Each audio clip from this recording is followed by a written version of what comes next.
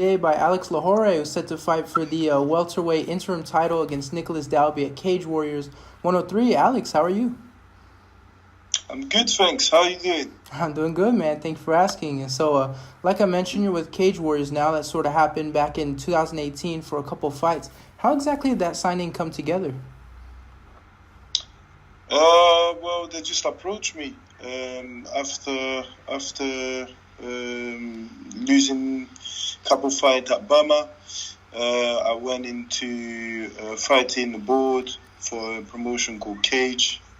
Won that fight, and then after that, obviously they've approached me, asked me if I wanted to do a contract, and I thought, yeah, why not? But I let them know that my goal was to get that title, so that title was always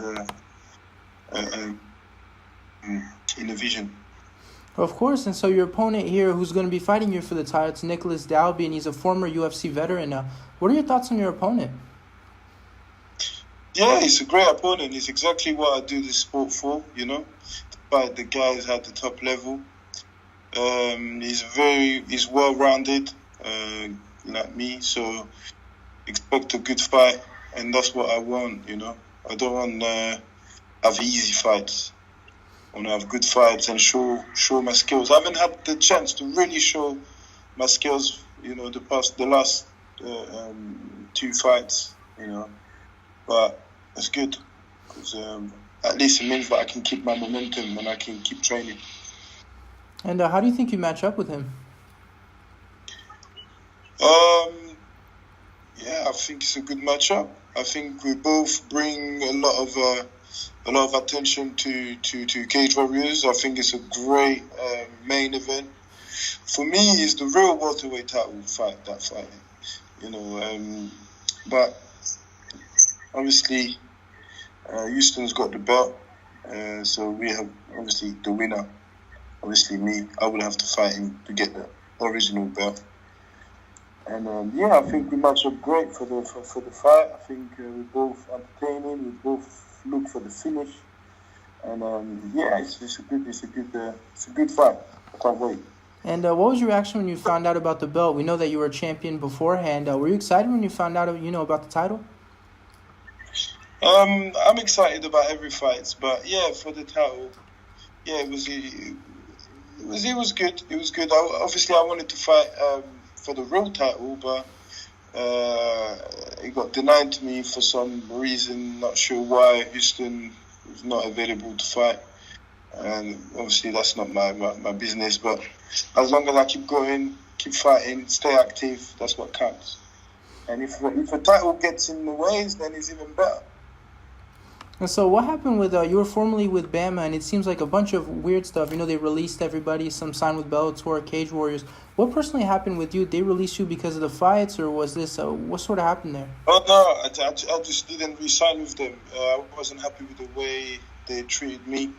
So after, I asked to fight straight away after the loss of my belt to get out of the contract, because I had one more fight in the contract. So got released. Out of my will, Okay, and are you happy you made that decision? Oh yeah, very happy.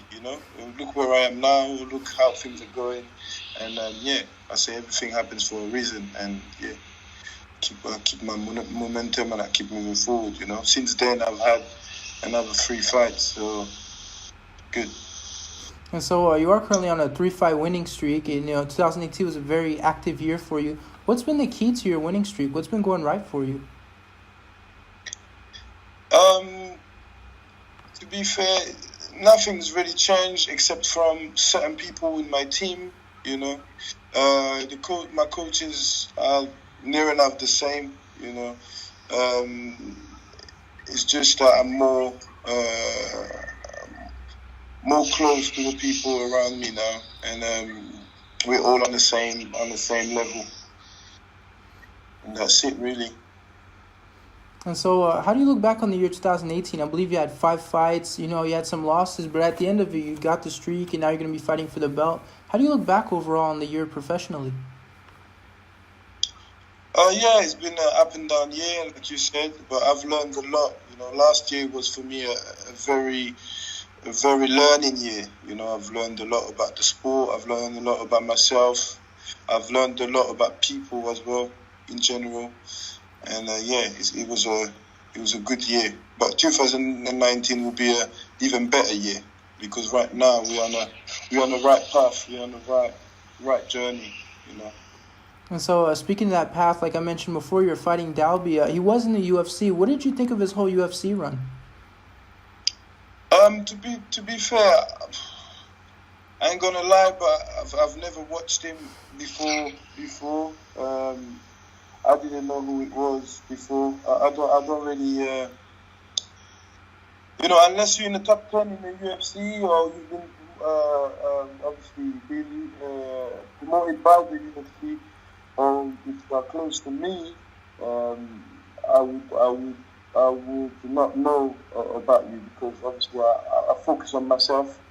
I'm in the sport myself, so I have to look at me first before looking at anyone else.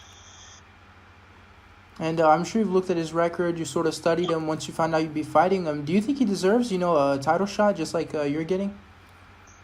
Yeah, why not? He's like I said, he's one of the highest fighters in the division. So, and he's won, I think, his last two, was it? I'm not sure. So, yeah, why not? It was either me or him. So, the fact that we still couldn't fight made it clear to everyone that, the fight that needed to happen was me against him. And so 2019, obviously, you're going to start with a title shot. But first, what are your sort of goals for this upcoming year? Same as always, consistency, keeping winning and keep improving, keep learning, keep moving forward, keep making that legacy. And that's it, just improving. All right, so I just have one more for you coming back to this fight for the title. How do you see this fight playing out? Always the same way, as me victorious. I'm making sure that I'm ready in every areas. And only God knows the way I'm going to win. I don't know how I'm going to win, but I know I'm going to win. And all I can do is just make sure that I'm ready in every areas of the sport, of the game. And that's what I'm going to be doing.